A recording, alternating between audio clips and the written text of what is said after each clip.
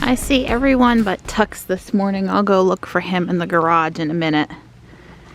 Since he had his shots yesterday, he's liable to be sleeping it off somewhere.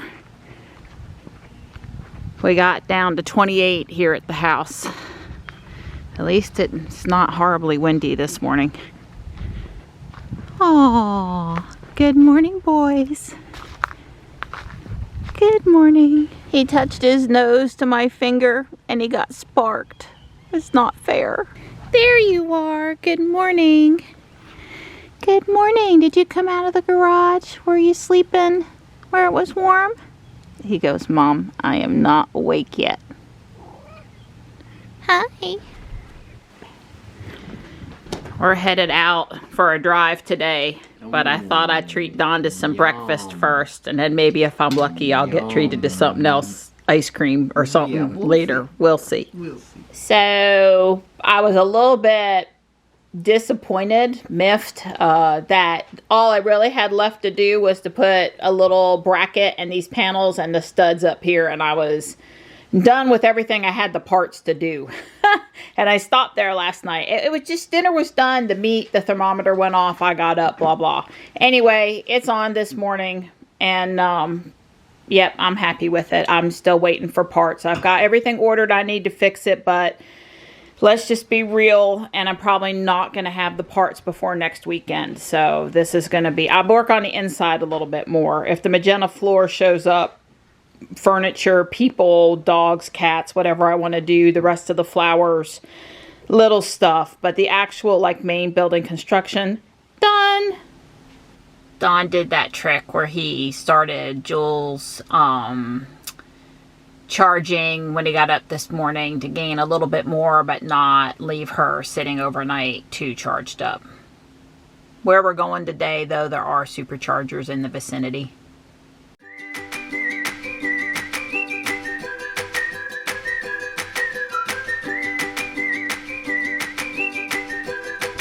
So Don and I are headed to Charles B. Aycock's birthplace. He was a North Carolina governor. We just went past Michelle's house. We're headed east, sort of toward the beach, but not that far, closer to Goldsboro, specifically Pikeville.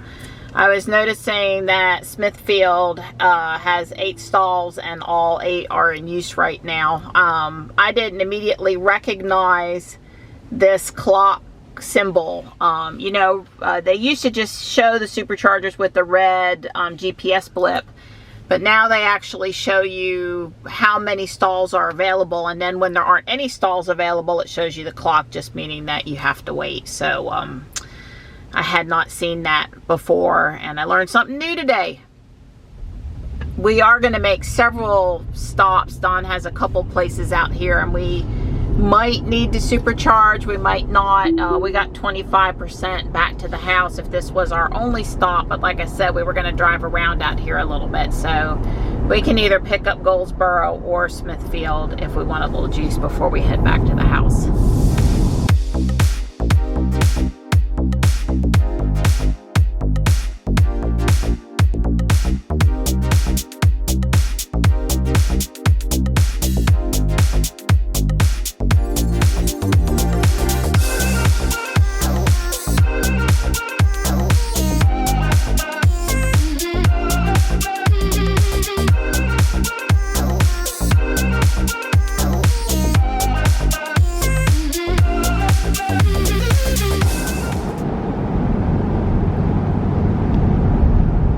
lot of nice spring color out there today. Light greens and reds and oranges, and you know, really every bit as pretty as fall.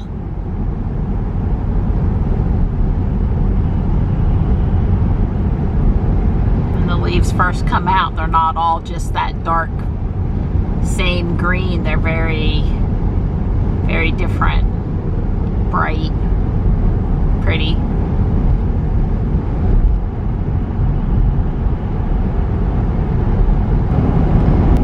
You definitely know you're in eastern North Carolina when they're talking about pork.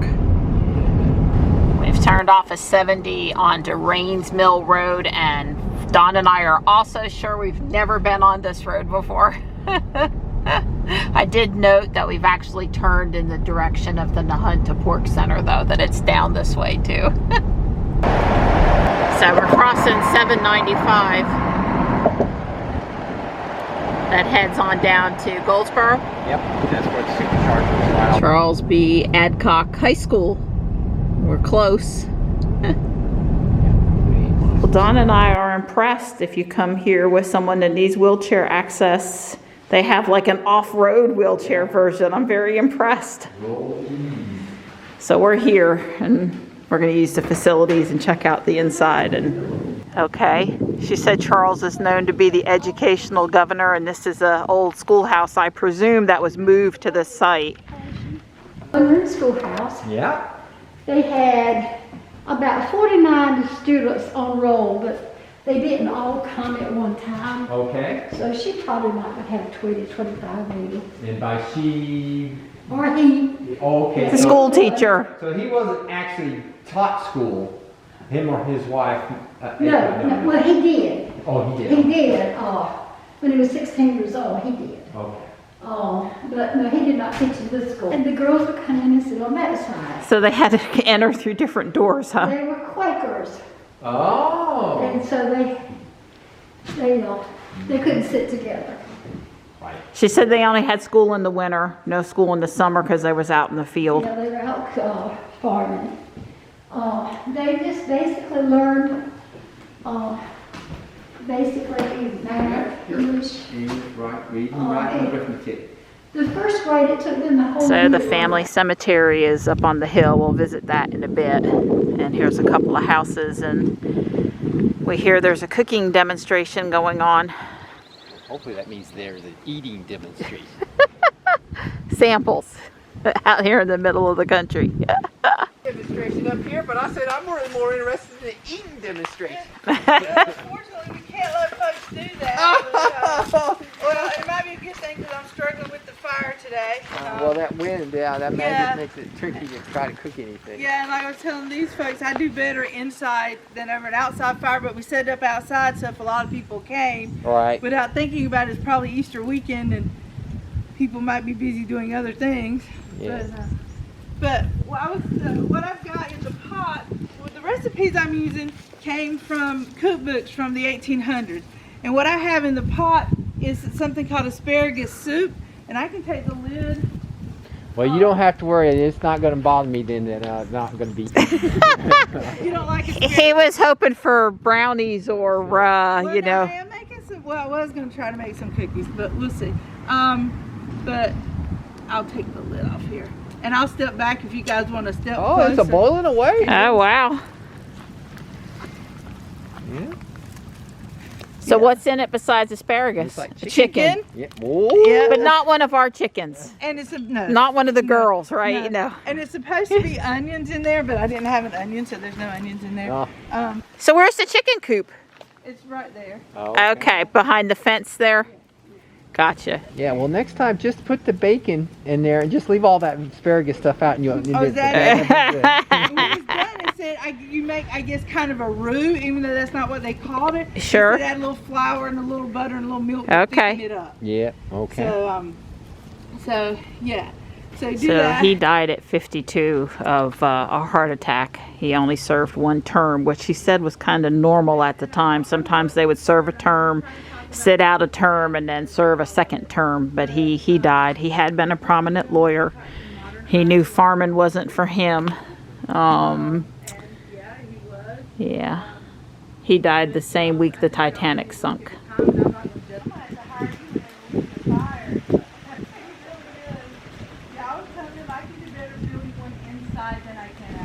She said these are apple trees, but they're heritage apples. They're not the kind you'd go to Home Depot and buy. And this historic site's been here, she says, since 1959. And so it's just, you know, been around for a while. She warned me not to get in trouble with the electric part of the fence. But I wanted to see the sheep. Hi! So we can smell the sheep. Oh yeah, farm fragrance, fresh air. And it's so quiet out here. It is, I'm really enjoying the quiet. And that lady, both ladies were very knowledgeable. Yep, very helpful. And yeah. Yeah, well, you know, he's Governor Aycock is, you know, he basically lived in a different time period, and now we think of him. He basically was a racist, and so they're have taken his name off the buildings in University of North Carolina and stuff like that. But he was instrumental for getting a lot of people educated. You know, farm. Yeah, she said he supported removing a person's right to vote if they couldn't read. Right. Under the auspice that would then cause them to learn to read to help them. But I don't really sort of think that was what they, yeah. Well, it's difficult. I mean, yeah, I think that could play out, sound good, but realistically, that's Not happening. Justify it. Yep, That's exactly. right. Yeah. Actually, very nice one. It's got a wooden floor. No, thank you. Yeah, so the building on the left is the kitchen and the building on the right is the house. And she said there is a second floor loft. Think Little House on the Prairie, but it's, you know, really is just a one-story. I guess the chickens like you. Wherever you go, you try to ignore the animals, but the animals don't ignore you. They're not following me. They're not following me. They're following you. Donnie, can I go over there and... No. They're following. That's funny. So here's the family cemetery. Some small markers and some large markers and some newer markers.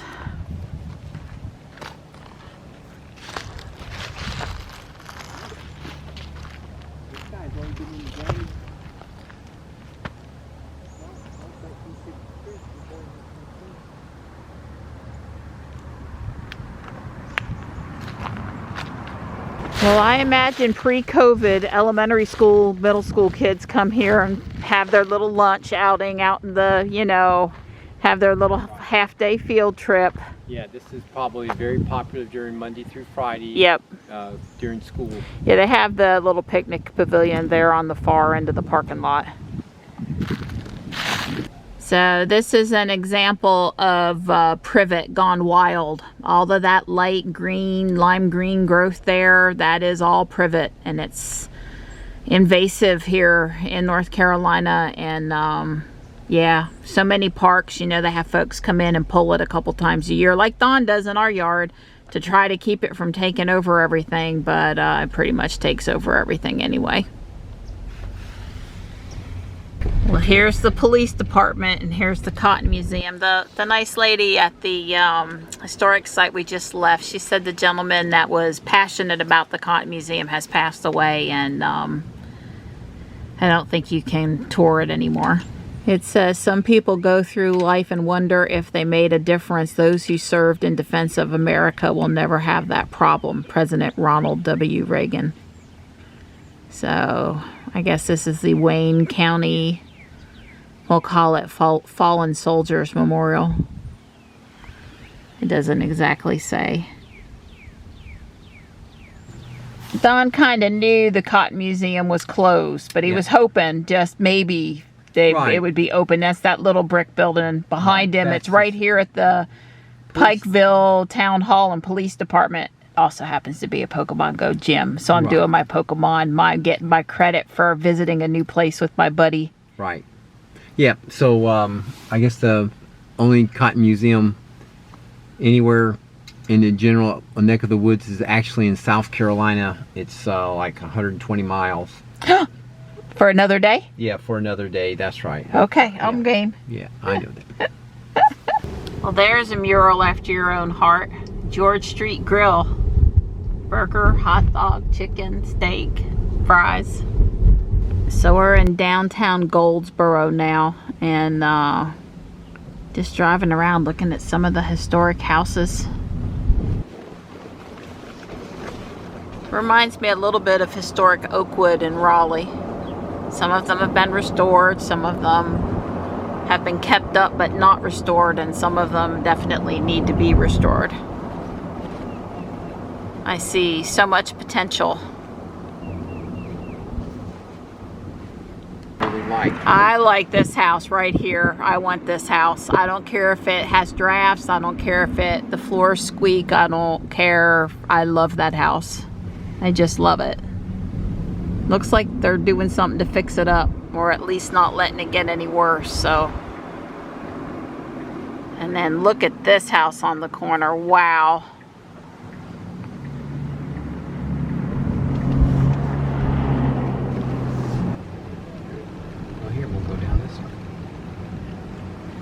Makes it easy, that roundabout. I don't think I've been in downtown Goldsboro before. Of course, we would be near Seymour Johnson Air Force Base now. Yeah.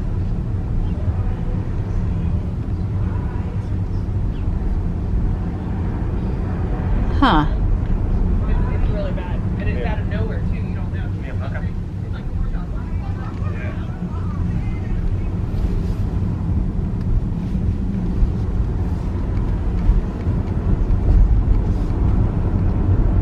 What you can do when you have a Tesla, you can just meander around. Pennies per mile.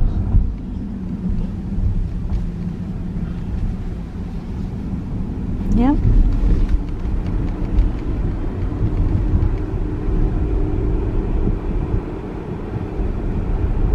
Well, I'd say they've done a good job with revitalization here with this mall area.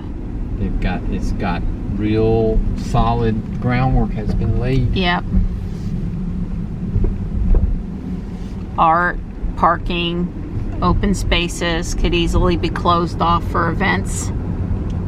Traffic quieting things, the roundabouts, you know, so that you don't go zooming down through here. Yeah.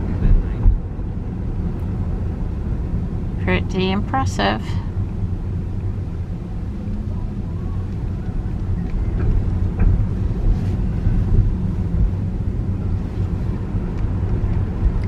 Park and learn, free Wi-Fi for student learning, it said.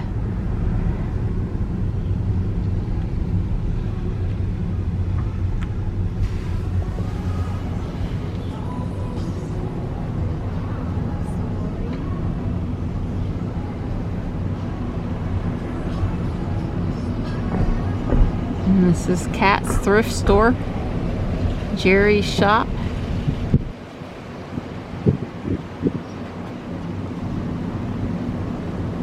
Laughing Al Asian Cuisine. Smells good.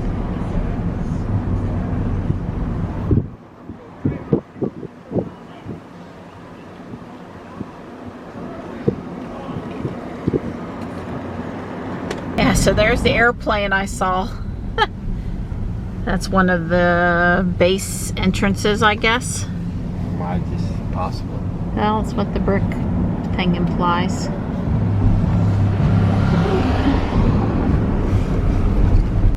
Yeah, you can see they've got more work to do off of that refurbished section, but still, like Don said, it's a solid start. I wish them luck with all their revitalization efforts.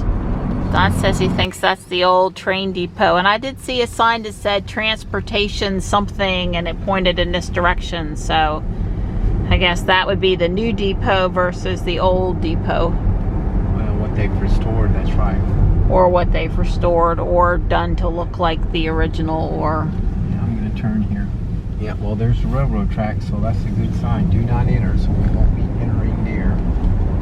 I had a 50-50 shot. Does this say do not enter? Exit only. They've pulled these tracks up. Right. You can see the platform over there, but no tracks leading up to it. The tracks and the platform would have been side by side. That could have been a cutout track to go to that platform. The main line is the one they left. Yeah, I can't tell if that's restored or new. Right. But here is clearly the one they still need to restore. Right. Wow, imagine what it could be.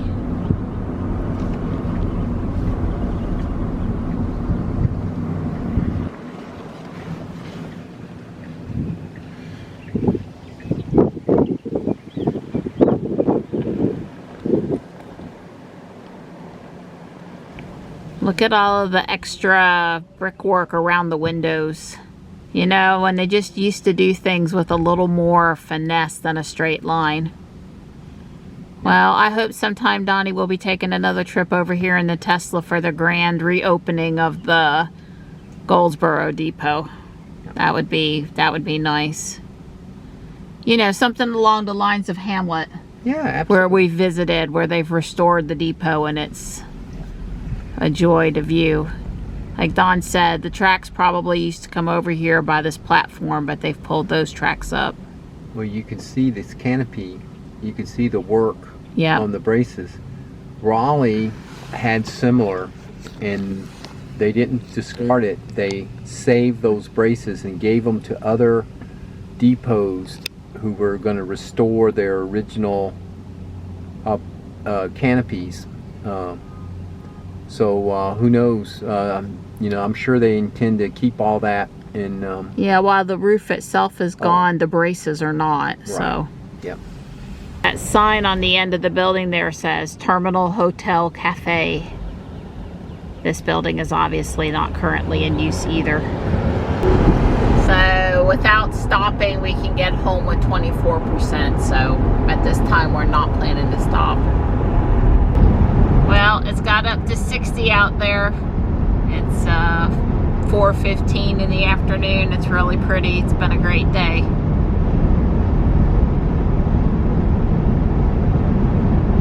We did hear from Zeb on the Facebook North Carolina Tesla Owners Group that there was a wait in Rocky Mount when he went through there earlier today. Not a horrible wait or anything, but I guess it's because it's you know, Easter weekend and a lot of people are traveling for spring break, so the interstate, the superchargers along 95, which would be Smithfield and Rocky Mount, you know, had a minor wait today.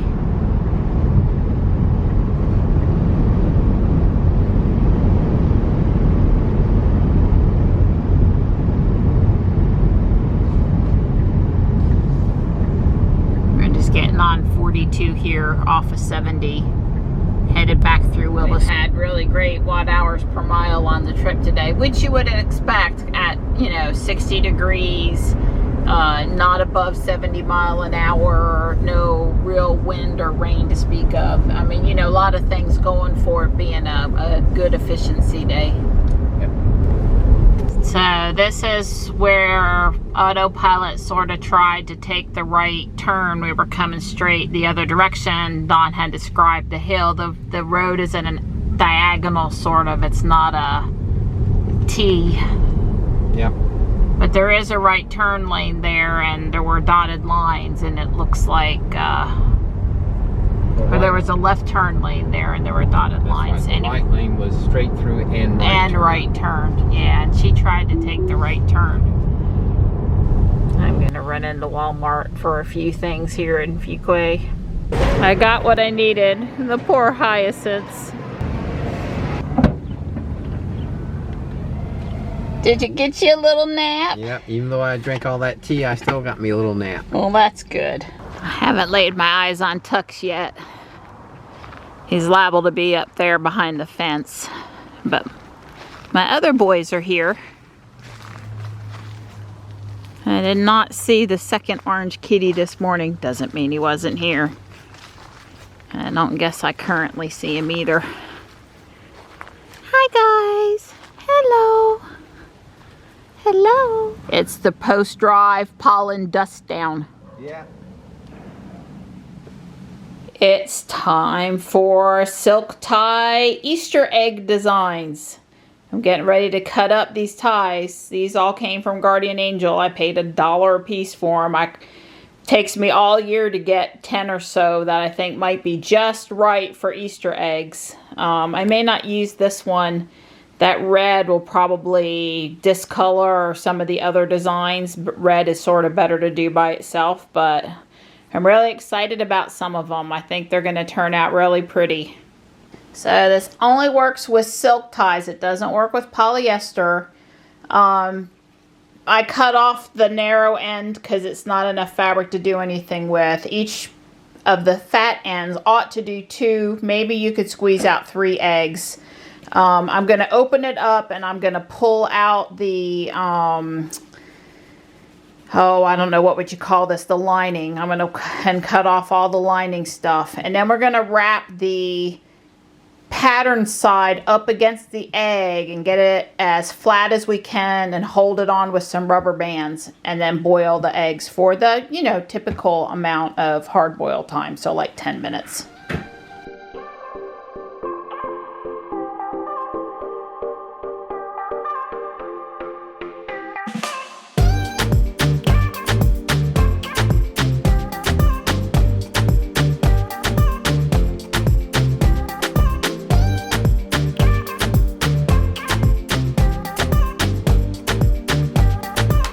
Got the first batch tied.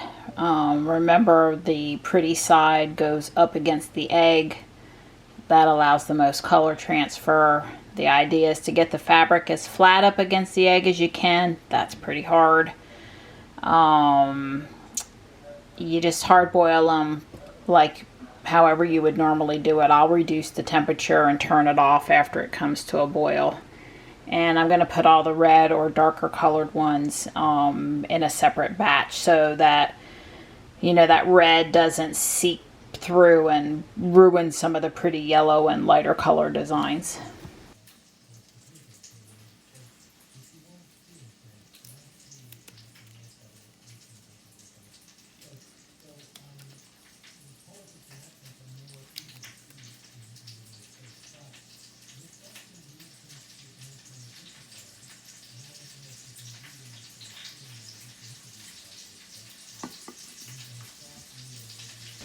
Well, it wouldn't be fair to say that I'm unhappy with them, but the ones that I liked the best were the darker ones. The tie that had the flowers didn't do so good. I mean, they look good. They're just a little muted, which I think is how the silk tie egg coloring usually goes. We'll see how vibrant these red colored ones I have in the pot turn out. See, look at how red the water is for these darker colored ties, the ones that had all the reds and purples in it. And the sizzling is onions. I'm having little kid fun. I need more eggs. I only got 18. That was a mistake. Another dozen. I have enough ties to do one more batch of these brighter colored ones, which turned out so super pretty. So Don's going to drive me up to Food Lion. I'll run in and surely Food Lion will still have a dozen of some sort of egg that's white. That's a white shell, so we'll try that. He offered to just go for me, but I didn't want to make him have to do that. I'm worried the cupboard, our little local place, wouldn't have them on Easter. There were plenty of eggs. I've actually seen Walmart be out the day before, so...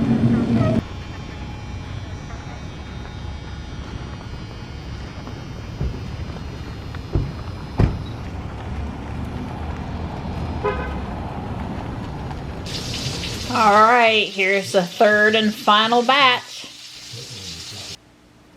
Well, there's the third and final batch. I can definitely say that I am very pleased with how they turned out. So if you like really bright, vibrant eggs, you're going to have to pick reds and purples on the ties. Obviously, that doesn't always pan out. Every once in a while, it'll be muted, but... the reds and the purples and even the oranges, they tend to be more vivid. I'm going to say that the extra silky silk ties, the thinner fabric, it seems to cling to the eggs a little better and therefore maybe give a little better design. Hi, Nighttime. What do you think? Did they meet your approval? Yeah. So, I mean, they're all pretty, right? But there's darker and there's lighter. So I'm definitely glad that I got to do that last batch. I think well, these are dried now and they look really good too. It just all depends on your preference.